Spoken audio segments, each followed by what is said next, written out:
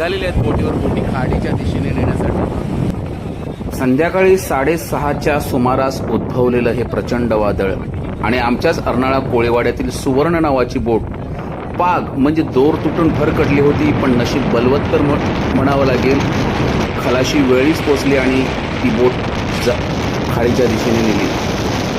म्हणजे क्षणात होत्याचं नव्हतं करणारं हे वादळ आणि आता प्रत्येक कोळी बांधव आपला जेवण घेऊन निघालेले आहे खाडीच्या दिशेने आणि हा प्रवासी अक्षरशः जीवावर बेतणारा।